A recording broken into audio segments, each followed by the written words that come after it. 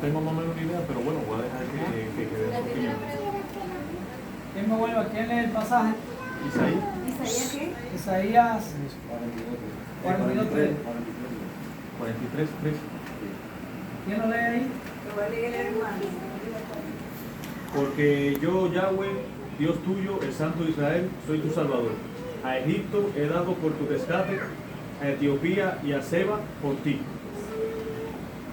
O sea, según el profeta Isaías, el Señor nuestro Dios dio naciones por el rescate de Israel. La pregunta es, ¿a quién se había vendido Israel? ¿A quién, en manos de quién estaba perdido Israel? ¿Y a quién él le tuvo que pagar para rescatar a Israel? ¿A quién tuvo que darle esas naciones? A Nabucodonosor. ¿Eh? A Nabucodonosor, Babilonia. rey de Babilonia.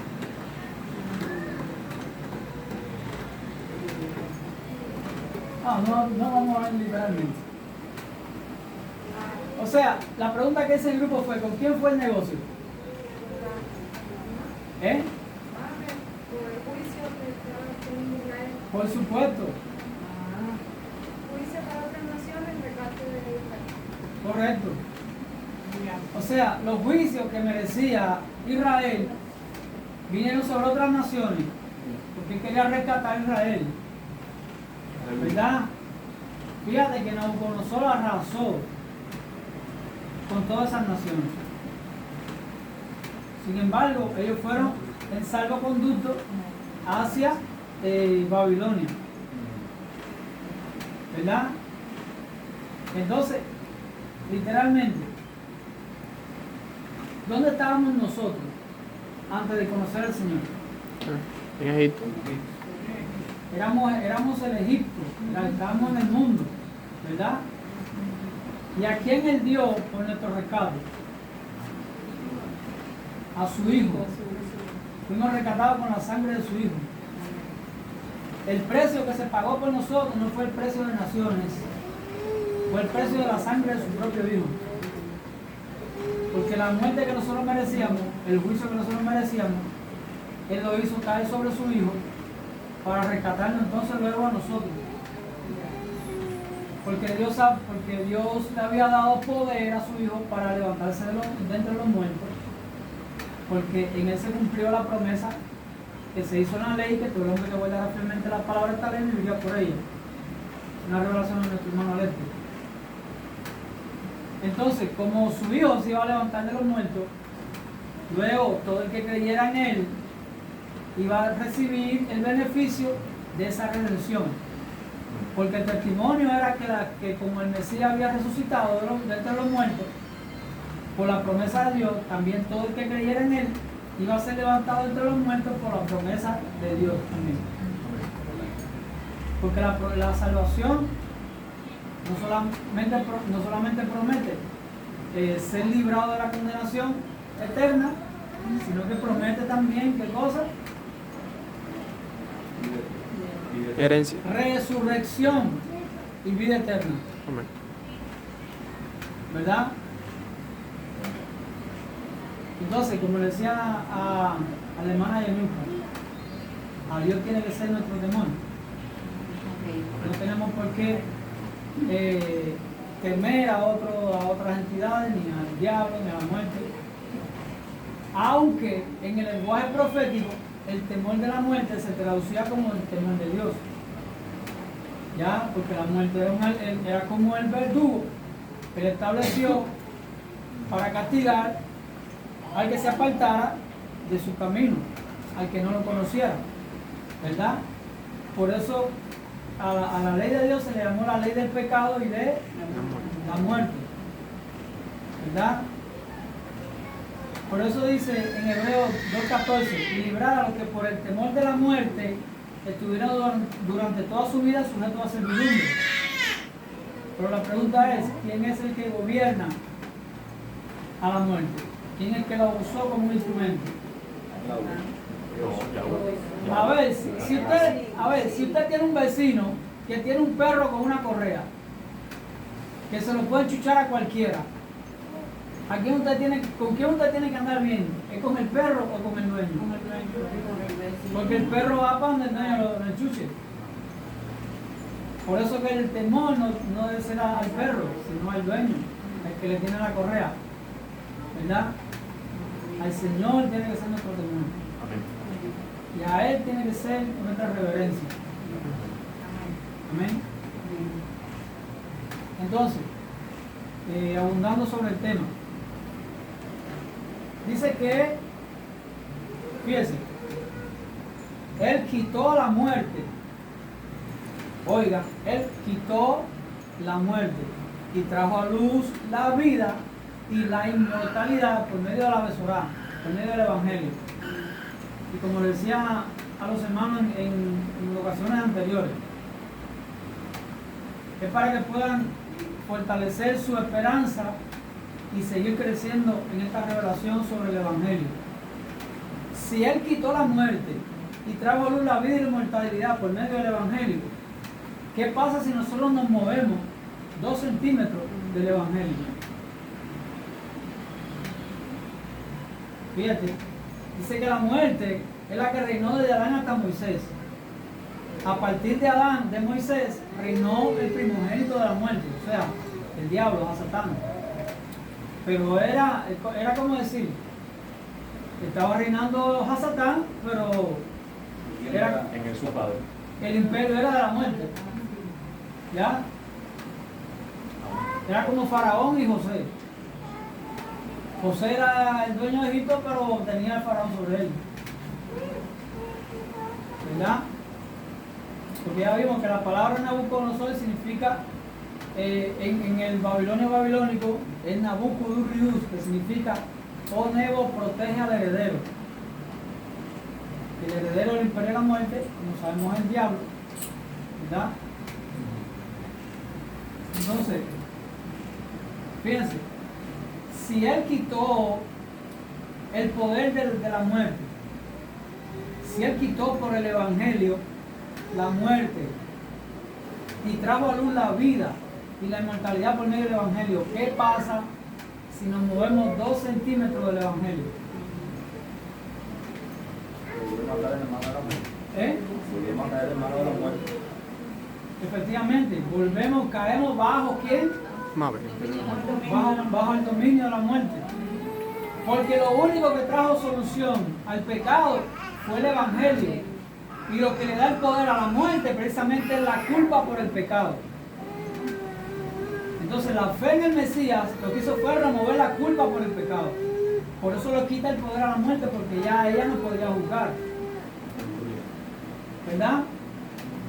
Al quitarle el poder a la muerte, ya ella no puede juzgar a las naciones, no puede juzgar al pueblo de Dios. Y automáticamente que tenemos victoria sobre la muerte. ¿Ya? Entonces, ¿usted cree que es una, cómo decir, una paranoia mía?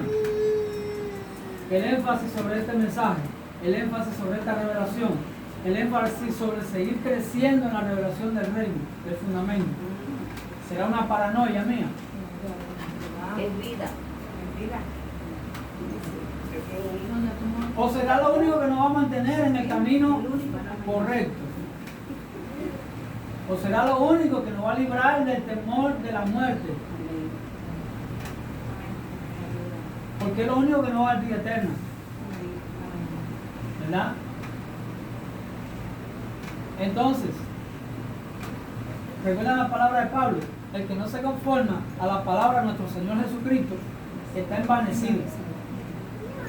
La palabra envanecido, ¿qué significa? Vacío. Que está en vanidad. Envanecido es que está en vanidad, sobre vanidad. Hay 2 pasajes que se conectan con eso. El que edificó su casa sobre la arena, ¿lo edificó sobre algún fundamento o sobre algo vano? Otro pasaje. La palabra para vanidad en el hebreo, ¿cuál es? A lo estudiamos aquí. Abón. La palabra abón, de la raíz aben, que se traduce como iniquidad. La palabra, la misma exacta palabra que se usa en Bereshit, en Génesis 1, cuando dice en el principio creó Elohim los cielos y la tierra estaba desordenada y abón, vacía. ¿Ya? Entonces, cuando una persona está envanecida, es porque está sobre un fundamento que es vano, que no lo va a sostener, o sencillamente cuando por dentro está vacía. Porque la tierra en el principio estaba vacía por dentro. ¿Ya? Estaba vacía. Estaba desordenada por fuera, pero estaba vacía por dentro. Entonces, ¿qué es lo único que lo puede sostener? El Evangelio del Reino. ¿Por qué es lo único que no puede sostener? Porque es el fundamento de la vida a través del cual se removió el poder de la muerte. Pincho, ¿tú quieres argumentar tu casualidad algo?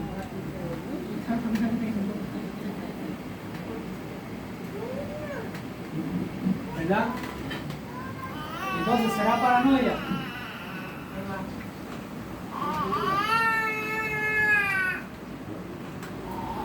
Cuando vemos la iglesia primitiva, Pablo, habla tú, hablo yo. Dime.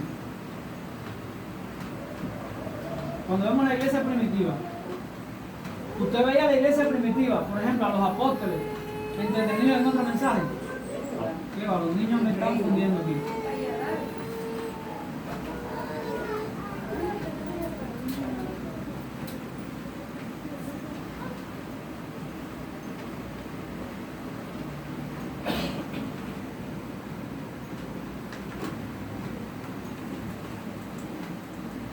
Cuando vemos la iglesia primitiva, vemos a la iglesia primitiva entretenida en otro mensaje.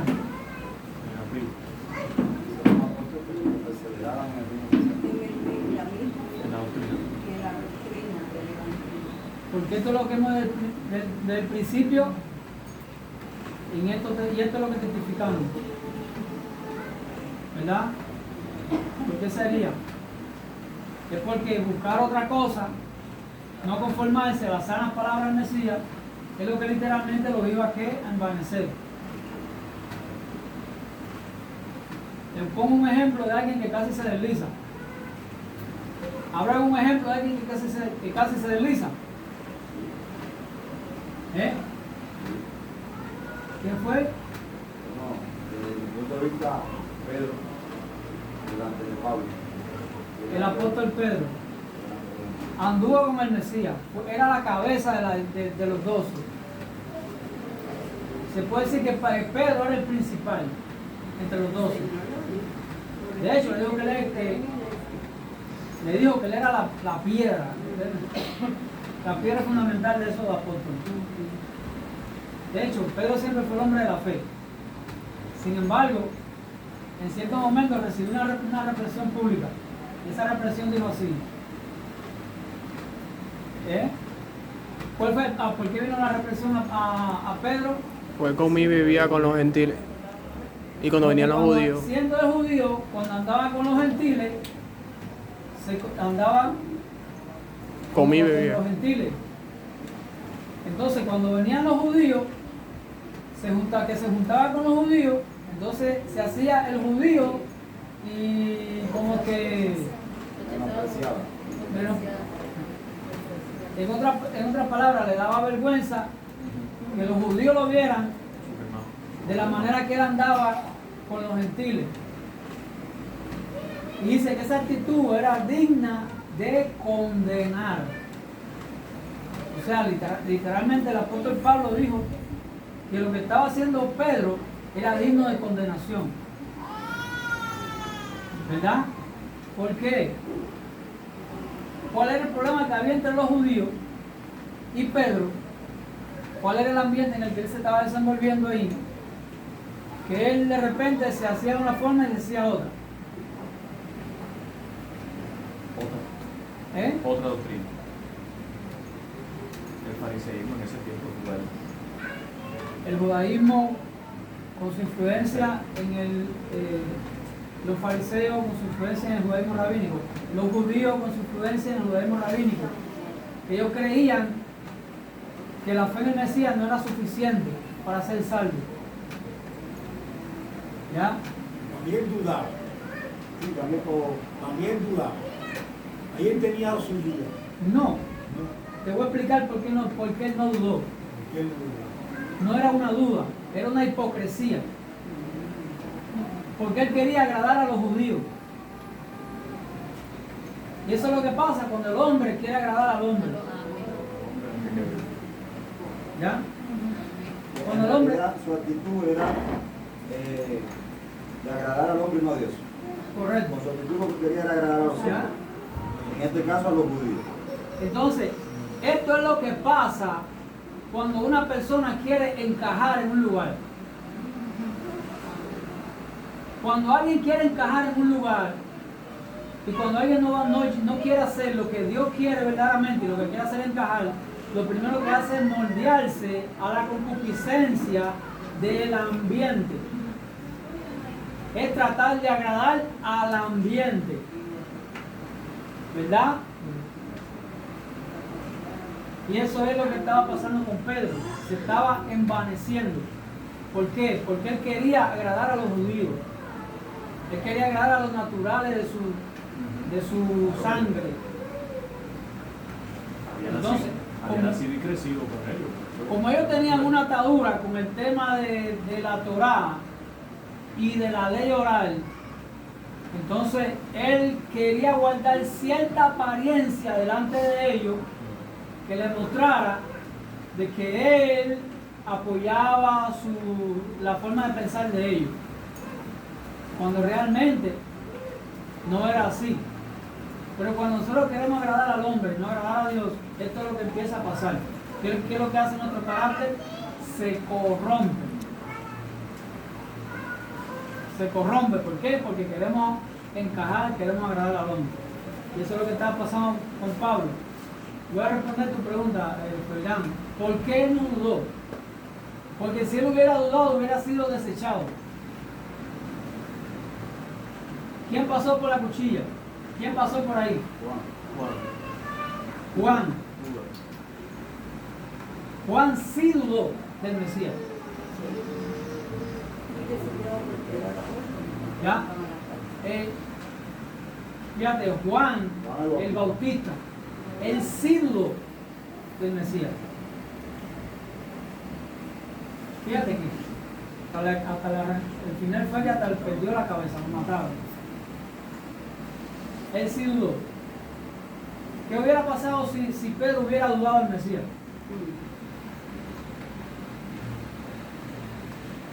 Dice, cualquiera que pone su mano en el arado y viene en pos de mí y mira hacia atrás, no es digno. Entonces todo el que duda se encuentra en problemas graves con el reino de Dios. Fíjate que mira aún con la fuerza que Juan le manda a decir al Mesías, ¿eres tú o tenemos que esperar a otro? Mira, eso fue una frase que requirió de un gran coraje de Juan para mandárselo a decir al Mesías. ¿Por qué requirió un gran coraje?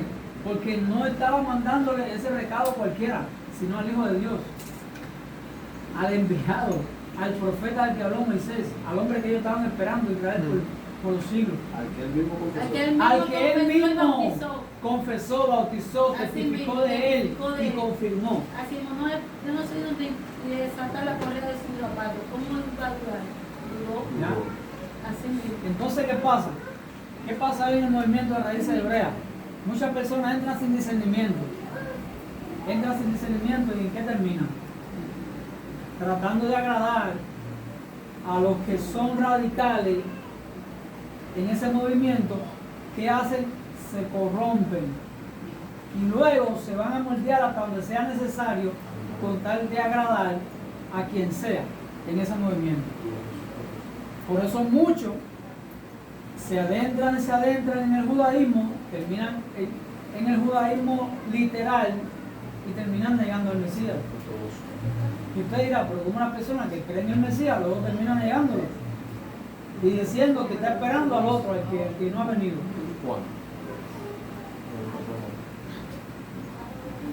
¿Cómo puede ser? Eso lo hizo la duda. Eso lo hizo la duda de Juan. ¿Entiende por qué Pedro no dudó? Ahora, Pedro lo que andaba era en hipocresía.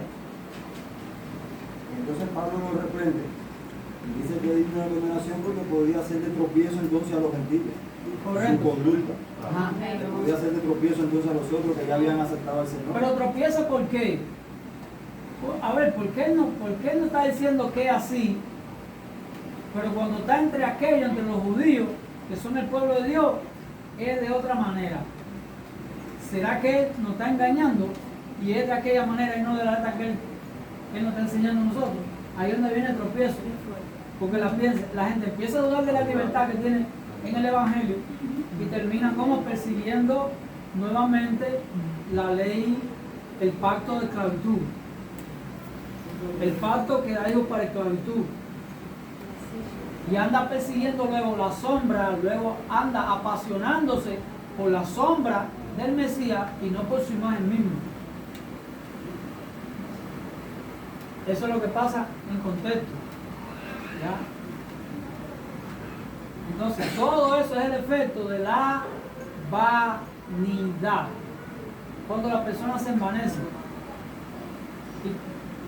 Porque también no pensando en eso de que el pueblo judío, como el Señor los separó, ellos yo creo que no entendieron muy bien en cuanto a la religión judaísmo, como que no entendieron muy bien en su corazón esa separación. Y más bien el Señor los quería separar de pecado, pero ellos como que se sintieron por encima parece que de los demás también, de la demás nación, y por eso incircuncisos, inmundos, y como que se sentían siempre superior a los demás. Correcto. Y entonces pero también quería quedar como que Pedro judío ahí con los inmundos, porque todavía no creían que en el Mesías éramos uno. Mira, ¿por qué no fue al revés? ¿Por qué no fue al revés?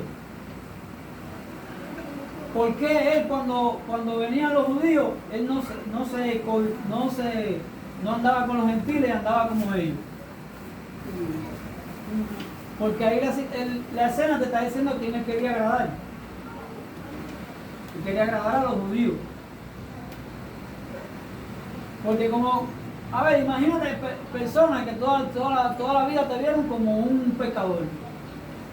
Un pecador, un indocto, un bruto, un hombre del vulgo.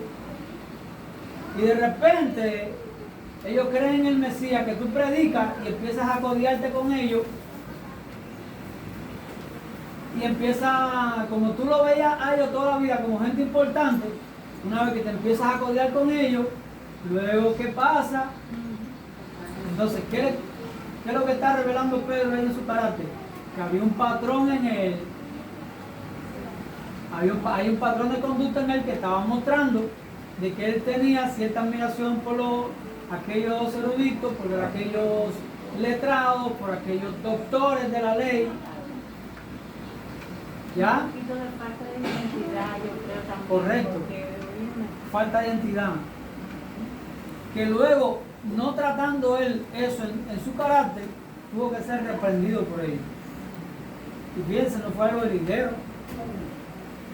No fue algo ligero. Porque fue reprendido público y hasta nuestro día esa represión permanece en la carta de Pablo. Estamos reflexionando en ella aún. Y aún estamos Y aún reflexionando así en ello. mismo. Que a veces a veces también somos como Pedro. Amén. Seguro. Amén. Seguro. Nos pasa cualquier Cuando, Seguro. A veces nos pasa como Pedro. entonces,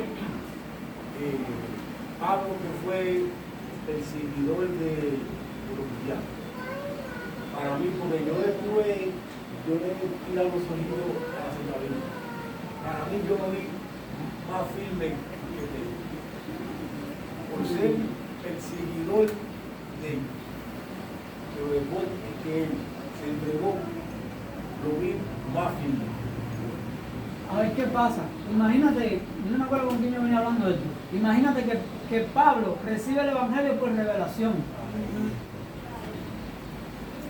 Imagínate que una vez que el Espíritu Santo vino a su vida, él renueva su inteligencia, su entendimiento, y él empieza a entender aquel documento que él había leído toda su vida, que era la ley de Dios, la Torá. Empieza a verla desde otra perspectiva y empieza a revelarse de la sustancia que había en ella, que no se revelaba sino solamente por el Espíritu de Dios. Entonces la firmeza de Pablo radica en el poder de la revelación que él tiene. Fíjate, él no recibe el Evangelio a pecosones como los apóstoles. Él recibió un pecozón nada más, que lo dejaron ciego, pero luego le devuelven la vista. Y él es lleno del Espíritu Santo. Y una vez lleno del Espíritu Santo empezó a estudiar las Escrituras, pero ya con la guianza del Espíritu. Y empezó a extraer el tesoro que estaba ahí en la Torah que no se veía. Por eso es que Pablo es la mente eminente en las cartas apostólicas. Porque él tuvo una mayor introducción en lo que era la ley de Dios.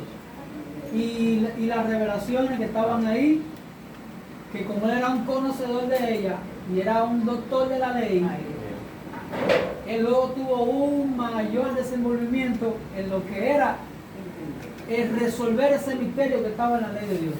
No así Pedro y los otros apóstoles, que eran hombres del vulgo, que no eran hombres que eran introducidos, letrados, doctores de la ley, que pasaron gran cantidad de su vida. No sabían ni leer, no sabían ni leer. Imagínate, No sabían ni leer. si mal no recuerdo, a los 16 años o a los 12 años, no recuerdo si era a los 12 o a los 16, tú pasabas con un filtro por el rabinato, que ya a esa edad el rabinato sabía si tú ibas a ser un hombre de letra o tenías que ir a dedicarte al oficio de tu padre. Todos los niños estudiaban con su madre desde pequeñito, la madre le enseñaba hasta cierta edad. Luego, los niños aprendían de su madre hasta cierta edad. Luego, a partir de cierta edad, aprendían de su papá. Y a partir de cierta edad, aprendían con los rabinos. Entonces, los rabinos lo pasaban por un filtro y ellos decían, no, este puede ser de letra, porque tiene capacidad, o este no, este es un bruto, este es una persona bruta, este tiene que ir a su casa a dedicarse al oficio de su padre. ¿Ya? Entonces, era ahí donde usted ve la diferencia entre Pablo y Pedro. Pedro fue un hombre que, llegando al filtro rabínico de los maestros lo desechan y le dicen, no, tú no puedes ser un hombre de letras, tienes que ir a dedicarte al oficio de su padre. En ese caso era ¿qué? Pescador. Sin embargo, Pablo no. Pablo era una eminencia. ¿Ya? Pablo creo que era miembro del Sanedrín. Y allí no entraba cualquiera. Se sabía la Torah de memoria, esa gente se sabe la Torah de memoria. ¿Ya? Coma y punto. Este era el filtro. Este era el filtro. Cuando llegaba a un nivel del estudio en que el hombre, el joven, se sabía la Torah, podía recitar la Torah completa, desde Bereshit hasta Devarim, desde Génesis a Deuteronomio. Los 4 libros. ¿Ya? Los 4 libros de Moisés. Cuando lo recitaba completo, pasaba al próximo nivel en el rabinato. Ya a partir de ahí, el que no llegaba a ese nivel, iba para su casa a seguir con su padre. ¿Entiende la diferencia entre Pablo y Pedro? ¿Ya? Podemos adicionarle a eso, a la labor de Pablo con respecto a Pedro, a la palabra del Mesías cuando dijo que al que más se le perdonó, al que más amó. El que más me perdona, más amo. Entonces, Pablo se le perdonó mucho más que a Pedro. Oye, imagínate, el perseguidor de la iglesia del Señor. Perseguía a los cristianos para matarlo. Es una persona que tiene mucha pasión por el Evangelio, porque él se sentía digno de servir al Mesías que estaba persiguiendo. El Señor lo llama siempre perseguidor del Mesías. Y hay algo ahí, dicen que Pablo murió ciego, ¿verdad? Pablo lo decapitaron. Fue decapitado. En la Biblia Él parece que él fue mismo. reincidente en la ceguera. La ceguera. Es que ha ciego cuando se encuentra en el camino de Manos, como en la visión del Mesías, quedó ciego. Sí, quedó ciego. Pero cuando él llega a Manos, él recibe la vista. Cuando fue Bernabé, ayúdame ahí. El que le- No, fue Bernabé. el que oró por él. Ananías. Ananías. Ananías. El Señor le daba la visión a Ananías, que se iba a encontrar con ese hombre, como ese, está loco. Y el hombre me ve lo que me va a matar. Entonces Ananías ora por él recibe la vista y recibe el Espíritu Santo. ¿Verdad? Entonces, ¿hacia dónde íbamos? Este es el efecto que causa en el hombre y en la iglesia de Dios cuando, no entendiendo la revelación del reino de Dios, nos vamos a perseguir otras cosas. Nos vamos a perseguir otro conocimiento. Vamos a darle importancia a otro conocimiento que va a ocupar el lugar del reino en nuestra vida. ¿Qué es lo que empieza a pasar en nuestro interior? Empieza, ¿qué cosa? A operar el vacío, la vanidad. Ya no se conforma con la enseñanza del Mesías. Ahora quiere estudiar el judaísmo. Y en el judaísmo ya no se conforma con el Talmud, ahora quiere estudiar Cábala. Y ahí van escalando, cuando ya no encuentran qué nivel, empiezan a meterse en lo esotérico ahí, a profundo, en la Cábala, y terminan en brujería. Así mismo. Y al final siguió así. ¿Verdad? A Yeshua y la mujer del capitán en el pozo, que le dijo que bebiera del agua que él iba a dar, No tendrá sed jamás. tenía sed jamás. Eso entonces, al contrario de que no bebe del agua de Yeshua, va buscando no se sacia. Bueno, mira, dice Micha que de que ella se le reveló el reino, ya no le motiva a escuchar a ningún otro predicador. Yo era así. Yo era buscar, predicador. Y era un desorden en mi cabeza, en toda mi vida. Sí, tenemos el En mi mejor vida era un David. desorden. Porque tiene que estar buscando cómo llenar. Así mismo, era un desorden. Ese es el problema, que va buscando cómo llenar. Y ya, desde que ya, yo ni me veía ya. Fui sola soltando todas esas cosas. Fui sola soltando. ¿No será lo mismo que le pasó a Pablo? Se conforman. Desde que se le reveló el reino, dice que todo lo que él era lo tuvo por pérdida. Basura. O sea, ya a partir de ahí él empezó a ver a los rabinos y a todos los doctores de la ley como gente envanecida, que se creía que sabía algo, pero no sabía las cosas como debería saberlo. Porque ya no veía más las sombras, que era lo que había visto hasta ese momento. Correcto. Ya veía la imagen misma para Aleluya. que botar las sombras si tengo la imagen. Amén. Entonces, por eso es que estamos continuamente soltando. Tenemos que permanecer en esta revelación. Tenemos que permanecer, tenemos que tratar de ir creciendo gradualmente en esta revelación.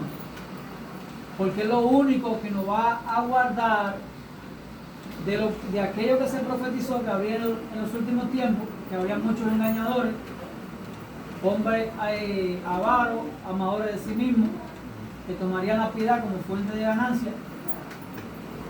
Es lo único que nos va a librar del engaño, de los malos, de los falsos maestros, de los malos obreros, de los lobos rapaces, que todo operaría movido por el engaño. Todo el tiempo la advertencia apostólica fue esa, que se levantarían engañadores, hombres amadores de sí mismos, avaros, vanagloriosos, que tomarían la piedad como fuente de ganancia. Dice, apártate de los tales. ¿Verdad? Entonces, lo único que nos va a conservar es si nosotros no perdemos la visión, no perdemos la vista de seguir perseverando en crecer en la práctica de las enseñanzas del Mesías, que Él es nuestro maestro, Él es el ejemplo a seguir entre nosotros, Él es donde tenemos que tener la visión, Él es el maestro de los maestros, y con sus palabras y sus enseñanzas estamos conformes con eso. Que los apóstoles eran gozosos de padecer persecución por causa del nombre de nuestro Señor Jesucristo, y dice en la parte donde no cesaba de predicar en la casa y en el templo a Jesucristo. No cesaban de predicar. Aleluya. Amén. Entonces, Él es el camino, Él es la verdad y Él es la vida. Si te apartas de Él, ¿dónde termina? En camino de muerte. Terminas en la mentira, el engaño, y terminas en muerte. ¿Verdad? Por eso es que no nos vamos a cansar de exhortar a todo hombre en todo lugar a entender y creer el Evangelio del Reino, para que por él podamos llevar vida a nuestra vida y a los que nos escuchen. ¿Verdad? ¿Se acuerdan la palabra que dijo Pablo? Si el Evangelio está encubierto entre nosotros, entre los que se pierden está encubierto. Entonces, si nosotros estamos llevándole un mensaje a la gente que está perdida, supuestamente para salvarlos, para que se salven, y el mensaje que le estamos llevando no es el correcto, ¿qué estamos haciendo con ellos? Lo estamos engañando. ¿Por qué lo estamos engañando? Porque sencillamente, al no ver lo más importante, al no crecer, al no dar fruto de justicia, luego terminan siendo como los discípulos de fariseos, que ellos movían cielo y tierra para hacer un prosélito y luego lo hacían doble hijo del infierno. Entonces, llevamos un mensaje a la gente que no es el correcto, que se aparta de lo que está esperando Dios de la vida de las personas, y luego la gente termina, ¿dónde? En condenación.